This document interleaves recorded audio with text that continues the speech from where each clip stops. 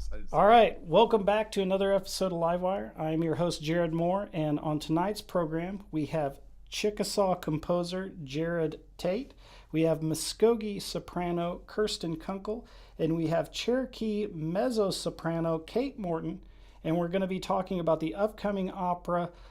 And you guys, forgive me if I mispronounce anything. I know Loksi, and then the other word is Shaali. Is that right? All right. Loksi Shaali, that's Shell Shaker, and it's going to be premiering on October 27th at Canterbury Voices in Oklahoma City. So with all that being said, thank you for coming back on the program, you guys. Appreciate it. Yeah, Jared, I love your artwork. Tell me about your art in the background, man. This, well, actually, this is uh, so there is a lot of Swift Creek pottery stamp artwork that's floating around in different academic journals, and then now it's on the internet.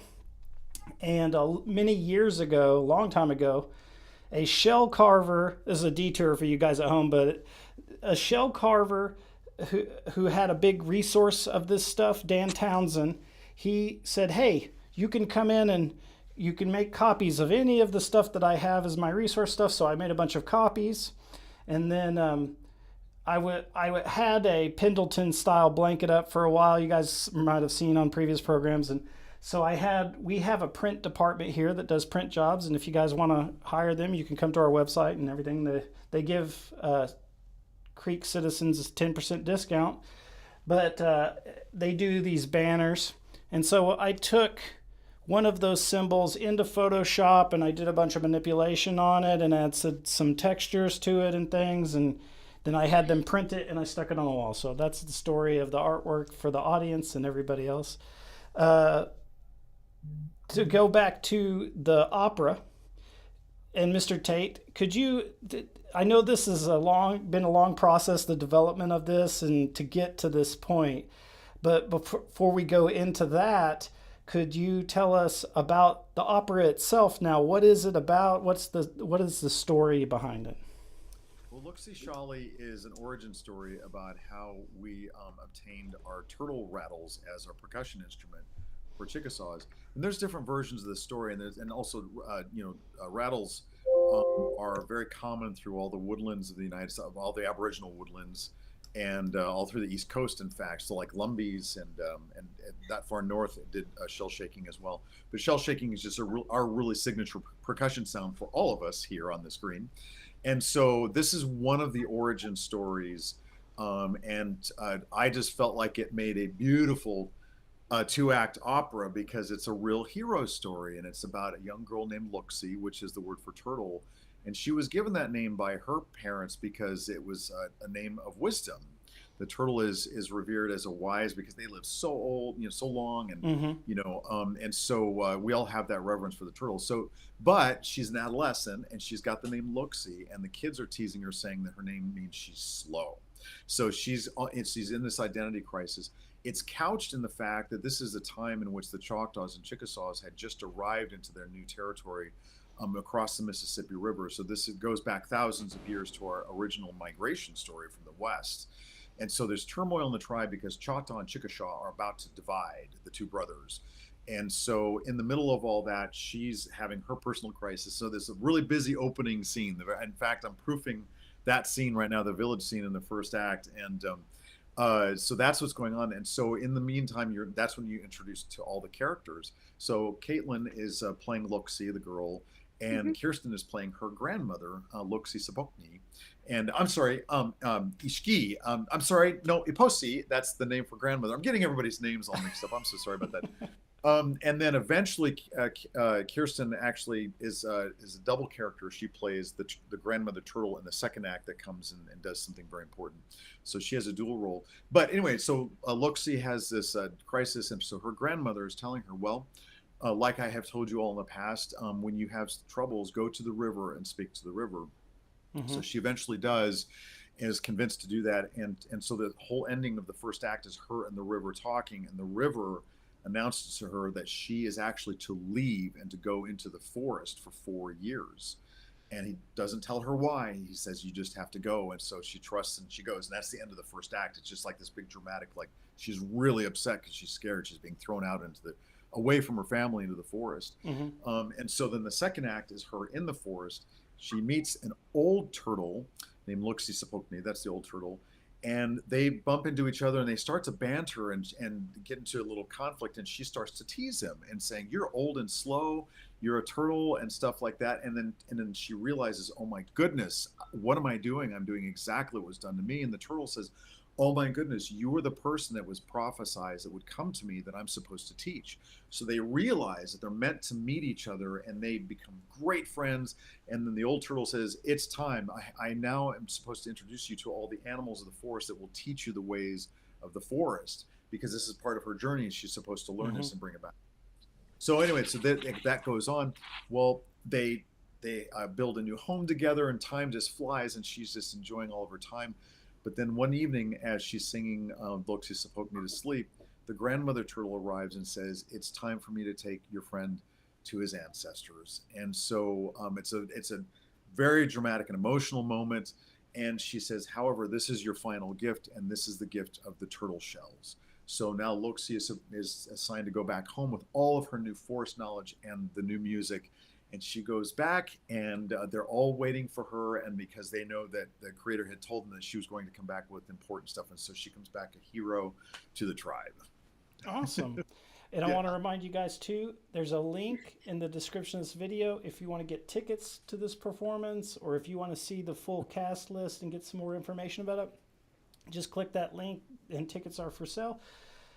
So this really sounds like kind of, like a good format for an opera, with the structure of the acts and everything. And could you tell us a little bit about like the history of this and how far, like how long you've been working on it and to get to this point?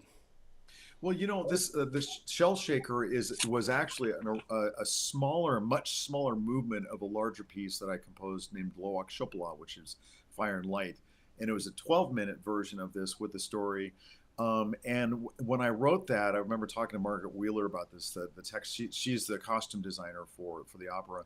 And I said, this is an opera. And she's like, you're right. This is like, so I knew that was going to happen at some point. And around 2020 is when I started to go ahead and take some agency and start to pitch around. And that's when I had found out there was some developmental grants going on. And so I was just starting to explore.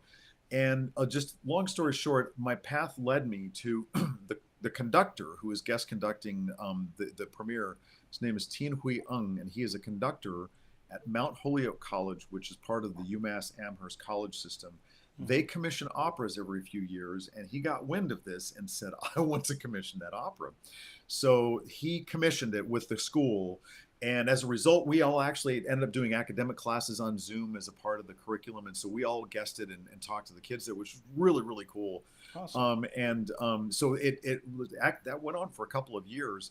And so we were actually supposed to premiere it. The very, very first premiere was supposed to be in Amherst. And then I fell behind on my writing. And so I had to postpone the opera. And so the conductor said, well, I have to wait 2 years to do it here if we do that. And so I said, yeah. And so I talked to everybody and let everybody know what was happening, and fortunately got support for my decision. And then in the meantime, I just realized I was like, I'm going to be done before that. So maybe we could premiere it here. And so I called Canterbury Voices, and they said, yes, we'd love to do that. And so it evolved to where the actual premiere is here in Oklahoma City. And then the second performance is going to be in February in Massachusetts. So we actually have a premiere season. Awesome. Which is really great. But Amherst fully agreed with this because we're premiering it with our people in our in our current homeland. Mm-hmm. And so we're premiering it in Indian Territory, and that makes a lot of sense. And everybody involved has felt that made a lot more sense. And it just turned out to be I guess better than what we thought it was going to originally be. Just altogether, it just even became more than we had imagined, I guess is what I'm saying. And so we get to premiere it here at home, and it's a totally Oklahoma production, and I'm really, really proud of that. So we have Indians and non-Indians involved, but they're all Oklahoma folks. And so awesome. Our two guests, basically, our two out-of-towners are Hugo and Grant. And so, but everybody else, it's all Oklahoma. Well, but this is and Mark. Yeah. No, Mark is from here as well. But I mean, I guess Oh, you all he's are from traveling in. But this is home. The tribe is Oklahoma for me. I'm from Ohio. So. Yeah. So anyway, I'm just really proud of all that, and I just think it's really cool. So it's just Awesome. evolved in a way I'm really pleased about. Great. Well, it sounds awesome. I want to remind you guys watching, if you have any questions, go ahead and pop them into the chat. Dr. Kunkle, I know we've had you on the program several times, and we've mentioned Shell Shaker and the process of it being developed and everything through that time. Just so we could cover all the bases with everybody, how did you get involved in this project? Well, Stongo. It's been a while since I've seen you. I got involved, I think, in the same way that Kate and Mark and probably Grant, all of us at the beginning got involved. Jerod threw our names at Tian, and Tian said, "I want to audition you." And we did that old-fashioned Zoom interview and audition. Literally, he kept us in a waiting room, and we sang. I think I sang two pieces. I sang A Fuggì il Traditor from Don Giovanni, and I sang Iolanta Zarioso from Iolanta, and Tian had a few niceties, and that was how it started. Jerod who knew who he wanted to work with, and he basically told Tian, I think Tian said, "I want to hear them." So yeah, it was more of a formality. Yeah. Awesome. So it was I think an email introduction from Jerod, and that was how that started. I think it was the same for Kate too. And just to clarify for you guys in the audience, that's Mr. Tate. That's not me. So you have two. Yes, Sure, no, that's no problem. And then, is that the same story for you, Kate? Is Jerod or Mr. Tate wanted to bring you in? Yeah, along the same lines. We were just introduced by email, and then we scheduled an audition on Zoom. I was currently in Oklahoma City, finishing my bachelor's degree at Oklahoma City University, and I did my Zoom audition, and that's how I met him. Awesome. Well, and congratulations. So, thank you. With this particular show, it's going to premiere on the 27th. Is it all done? You were saying you were running it through some paces. Are the costumes, is everything ready, or is this, we're going to be going right up to the limit? It's all ready. I mean, everything's composed. I am proofing the score for corrections that I'm going to there's always typos that happen in the music, and so I'm doing that. I'm typing in the entire libretto so we have super titles that are projected above the stage so people can see the Chickasaw and the English translation going by as they're singing. Oh, awesome. I will be hitting that on Monday in PowerPoint and putting in a whole bunch of text. So there's stuff like that to be done. The singers have all had their music for 6 months, and so they're working all that out. We're coming together. Basically, it's a blitzkrieg of collaborating and putting all the pieces together. And so this will be the chorus has been rehearsing for the last month. The orchestra now has all their parts, and so we will all be basically just coming together this week and assembling all of the major parts, kind of like Mechazilla in space. I got you. And with this being Shell Shaker, how much shell shaking is going to be in Shell Shaker?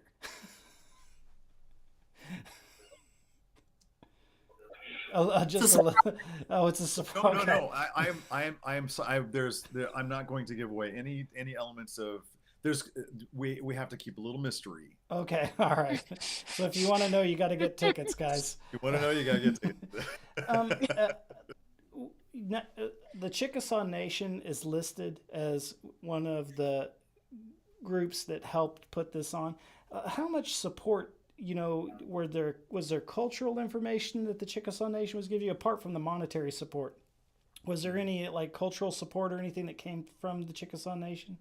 Well, first, the Chickasaw Nation is just an annual supporter of Canterbury Voices. Okay, so that's their monetary support. That's just annual because the Chickasaw Nation supports many arts organizations throughout the state. Canterbury is one of them. Same with the Oklahoma City Philharmonic. And so, but I mean, culture, I know the story. And so that's all good. But linguistically, I'm an adult learner, but I'm not a fluent speaker. And so our translator and interpreter, his name is Lukosh, or Joshua Henson. And Josh is the director of our language program for the tribe, for the Chickasaw Nation. And he has been translating my works for the last 10 years. And so we have a long, wonderful relationship. And he's just very comfortable translating into modern text. And in fact, he just last year started creating poetry that's originally in Chickasaw. And so that's the first time I have actually ever heard of poetry originating from the language and then being supplied English translations as an accompaniment. It's usually gone away, but he has made that step professionally. And so now I'm setting his Chickasaw poetry that he created to vocal music in Chicago next year. And so and that's just the best. It's like how that relationship has evolved. And so now he's originating poetry in the language, and I'm setting that to music. And so that's just really cool. But he's a really, really critical component. And of course, he's worked with all of the vocalists individually. He's created vocal tracks, audio recordings. In fact, he just did a slower one for Grant. Grant had requested one that was slower, so he's doing all that. So he's just been an amazing and critical backbone to this entire production. And I'm really excited we're all going to be meeting for the first time. The singers will meet him for the first time next week. And awesome. But he's like he's quite the dude. So with the opera, with the actual sung parts, is it going to be totally Chickasaw? Is it going to be a mix of English and Chickasaw? Or 100% Chickasaw. Awesome. Yes. So my other question too about that would be, so this is going to be performed and people are going to get tickets and go see it. Is this going to be recorded and documented in that way and presented later at some other thing? Is there anything you guys want to mention on that, or is it more for an archival thing?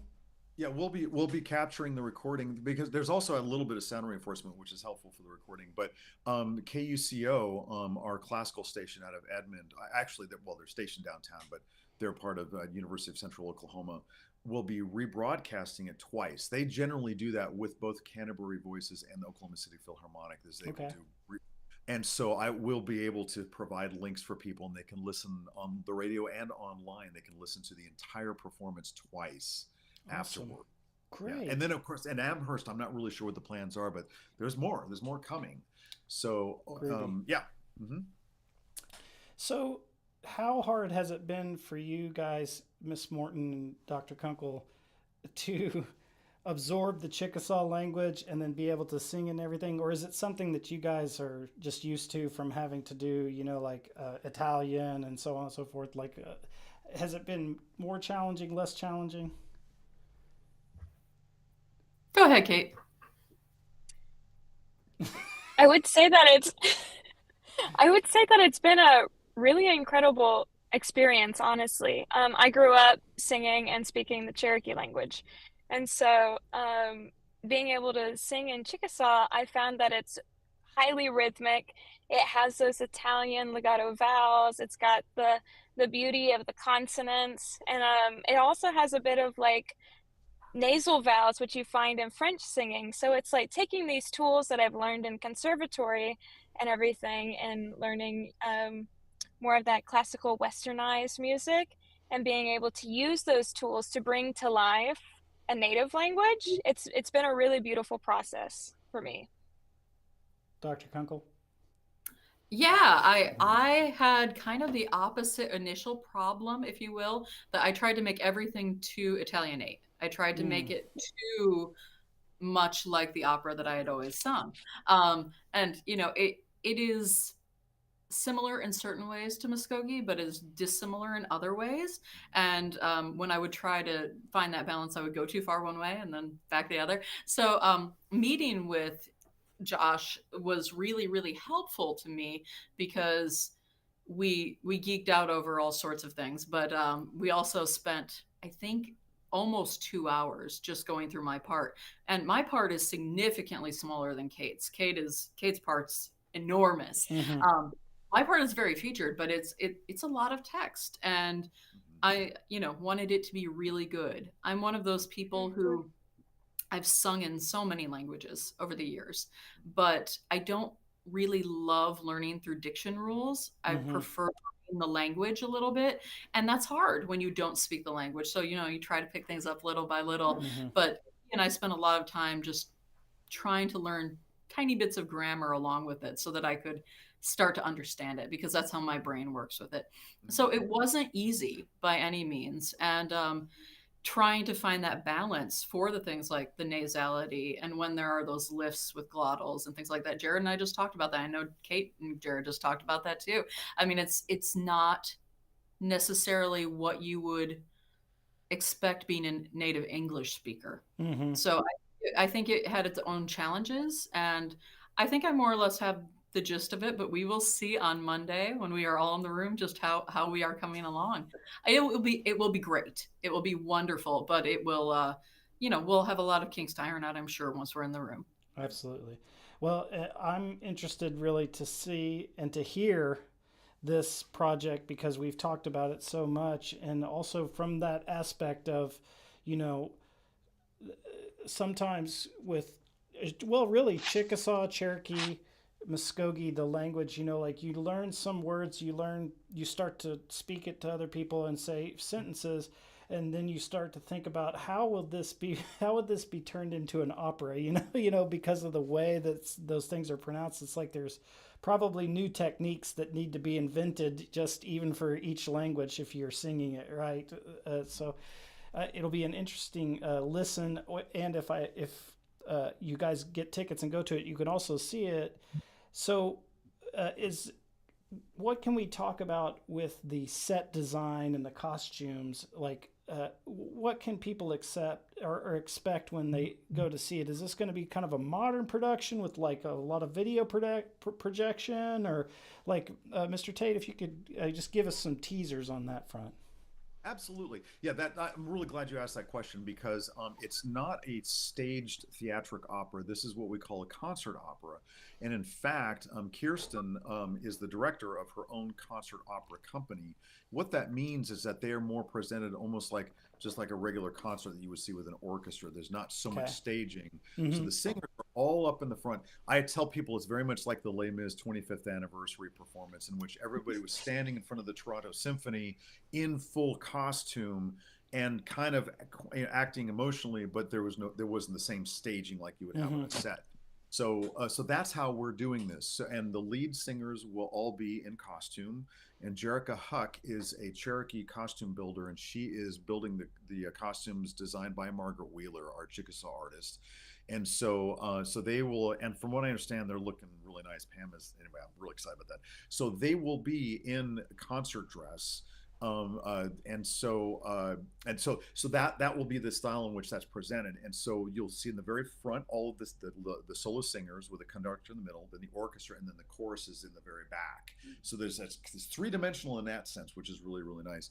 And then also we will have enhanced lighting, like there'll be some gobos projecting forest-like designs and stuff like that, and it will go into the audience, almost like, what, during the Nutcracker, often they have all the wreaths and all the lights inside the audience. They're going to kind of do something similar with stars, and it's really cool. I love that. I love it when the audience feels like they're part of the dimension, and what's going on.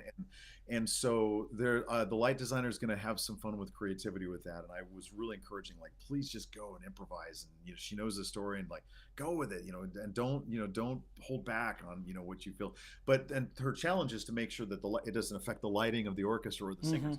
But all the singers will be right there up front and center, which is really nice. I personally really enjoy concert operas. And because I can just focus on the music and the sound. And to be honest with you, this is a large piece, and I'm really grateful that we get to focus on the music mostly for this go around. And then later on, if it's picked up, then we can look at staging. But also it's just nice to be able to present it just as more of a concert piece. So kind of like you're going to a big Christmas concert or like a big Les Mis reunion or something like that. That's what it's going to be like. Yeah, and I imagine it would be kind of difficult to do too much staging, because the attention culturally you have to pay to the costuming and the language and everything else would have to be projected out into that staging, so it would add a whole nother layer too. So yeah, it's not so much that, it's a lot more logistics in general, because everybody right, and also you have to be in a theater with I mean, it's like, and so this is a concert hall. You have to be in a theater that is able to house a full opera production. Gotcha. And yeah, that's tricky. That's really, really tricky. So we've talked about the production and the process of creating the whole opera. and we spoke a little bit about the future of it. Is there any scheduled performances beyond the performances that were going to happen? I think you said it was in Massachusetts in February. Is that right? Mm-hmm. So where will it go from there? Well, from what I understand, the New England Philharmonic has plans to do excerpts of the work as well. The Cleveland Institute of Music is actually going to play the animal scene, the animal teacher scene, as part of their opening of their new renovation of Kulas Hall, their concert hall. That just got booked this week. And Awesome. so we do have some visitors from Santa Fe that are coming for the performance. We've got visitors from Tulsa Opera. We have some visitors coming around, checking things out. And so sniffing around, I'm a little nervous about that, but whatever, it's going to be okay. But so we do have some eyes and ears on this, and we'll just hope for the best. All right. I will say, just to interject briefly, that I went to the Opera America conference in Los Angeles this last summer, and Right. There is buzz about this piece. People are anticipating this very much in the greater opera world. It is not just a native thing. Everybody is really interested to see what this is, where it goes, how it will develop, and what's next. Not just for it, but what's next from Jerod. So, and other composers too. So it's really exciting because it feels like the beginning, if you will, the real beginning of a movement. Yeah. In a very positive way. Well, and Ian Cousin has a new opera going up in Canada very, very shortly after this. And so this is just one of there's stuff going on. And Ian is another, he is a Métis composer in Canada, and he is also on fire with what he's doing. And I mean, my gosh, he's doing a lot of stuff. And so he's another example of what's going on up north of here. So yeah, Kirsten's correct. This is not an isolated event. Yeah. Okay. And Grant's involved in that one as well. Grant Youngblood is in that one as well. Oh, is he really? Mhm. Oh, that's cool. Yeah. Awesome. Well, we are getting close to wrap time. It's 26 minutes, 27 minutes. And I'm just going to go around to each of you, starting with Mr. Tate, and say the old standard. Is there anything about this that we haven't talked about that you want to make sure that we mention? Just to kind of recap it, this is Loksi Shaali, or Shell Shaker. It's an opera sung entirely in the Chickasaw language, and it is based on one of our very, very important great Chickasaw legends. Okay. Dr. Kunkle, do you have anything you want to add? I have a very logistical thing I'd like to add. If you are a citizen of I believe any Oklahoma-based tribe, if I'm not mistaken, there is a discount for tickets that you can get for Canterbury. So please, if you are watching and you are a Mvskoke citizen or any other citizen of a tribe in the general area, or a citizen outside and wants to come in, I would go ahead and give them a call and see if you can get the discount, because it's going to be worth it. It's going to be a really deal. I think that the fact that this is being done, to my knowledge, for the first time in one of our languages is just so surreal and really just incredibly historic. And I'm so grateful to be part of it. And I'm grateful to Jerod, and I'm grateful to the entire team. It's really extremely exciting. So yeah, a big okay to Jerod there. All right. Ms. Morton, do you have anything you'd like to add that we haven't talked about? I'd just like to say that this is one of the greatest honors to be a part of this production, especially as Loksi. And I just want to reinforce that this is an extremely historic event. This is the first opera of its kind entirely in a native language. And it's historic not only for Native Americans, but also for the world of opera. And so it's just, I can't believe that I'm a part of this, but it's such a huge honor, and I'm just grateful every day to be able to be a part of this team. Awesome. An additional significance to just really press on is that we've got 4 leads who are all tribal members, and so 4 professional opera singers. So we got Kate Morton, Mark Billy, Kirsten Kunkle, and Grant Youngblood. And it happens to be that we are all from shell-shaking cultures. Right. It's amazing. How amazing is that? I mean, so there's lots of really cool steps being made. Absolutely. Well, and I want to say Mado to Dr. Kunkle. I want to say Wado to Miss Morton. And I don't know, I think is it Chokma? Is that right? Chokmashki or Yakoke. Chokmashki is good. All right. Chokmashki to Mr. Tate, and we'll be checking it out. I'm gonna contact some people and see if it's gonna be okay for me to record the radio broadcast of it and see what the situation is with that rights wise or something, and maybe I could get that to you guys at a future date. But it's been great to have you on, and you guys are welcome back anytime you have any projects individually or as a group, because you guys work together well. But and I thank you guys for tuning in tonight.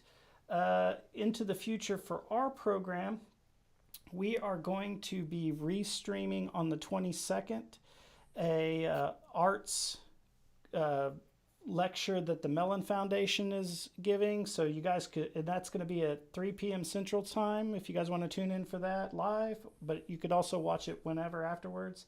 And I think we're going to have a live wire, I think, next week that's going to be about the College of the Mvskoke Nation Extension Program is having a lecture series or something, but I'm still scheduling that, so I don't know what day that's going to happen. So keep your eye out for that. And everybody else, thanks you once again, and we will see you guys later. Mado Hadum Chihichat, please. All right.